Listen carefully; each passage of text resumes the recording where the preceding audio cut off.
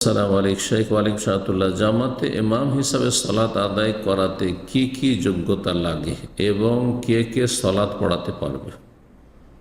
সর্বনিম্ন যোগ্যতা লাগবে যে মুসলিম হইতে হবে, বড় কুফরি না থাকে, বড় শিরক না থাকে, বড় মুনাফিকি না থাকে, ইমান ভঙ্গকারী কোনো বিষয় না থাকে।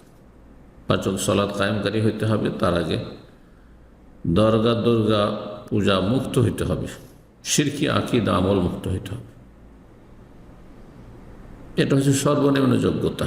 আর তার সাথে এটা তো হচ্ছে ইমানের দিক থেকে যোগ্যতা। ইলমের দিক থেকে জ্ঞানগত দিক যোগ্যতা হচ্ছে সালাতের মাসলা মাসাইল বিধিবিধান ভালো করে জানতে হবে, যাতে করে কোনো জায়গায় ভুল হলে কি করা উচিত, অথবা কোন পরিস্থিতিতে কী করা উচিত, কেমনভাবে সালাত পড়ে, রাসূল সুন্নাহ ভিত্তিক সালাত হবে ইত্যাদি।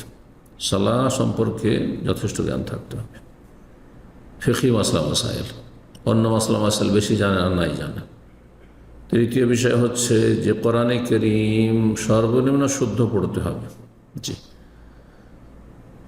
কোরআনে কারীম তেলাওয়াতের তাজবিদের যে আবশ্যক ফরজ কায়দা কানুনগুলি রয়েছে সেগুলি অবশ্যই মেনে চলতে হবে, সে মোতাবেক তেলাওয়াত করতে হবে। সূরা ফাতিহা যদি বড় ধরনের ভুল থাকে তো সালাত হবে না। এগুলি যোগ্যতা। কে কে সালাত পড়াবে? যে কোনো মুসলিম সালাতে পড়াতে পারবে। পূর্ণাঙ্গ যোগ্যতা হচ্ছে যে সমস্ত রকমের কাবিরা গুনাহ থেকে বেঁচে থাকতে হবে, জীবনে যেন কাবিরা গুনাহ না থাকে। আর যদি হয়ে যায় তো সাথে সাথে তওবা করতে হবে, কারণ ফাসিকের ইমামতি অপছন্দনীয়। যে ব্যক্তি ফাসিকি বেদাত করে, এমন বেদাত করে যে বেদাত কুফরি পর্যন্ত পৌঁছায় না কিন্তু ফাসিক করে, অথবা বিভিন্ন কাবিরা গুনাহে লিপ্ত, গীবত করে, চুগলখড়ি করে, হারাম খায়, হারাম দেখে, তাহলে এরা ফাসিক।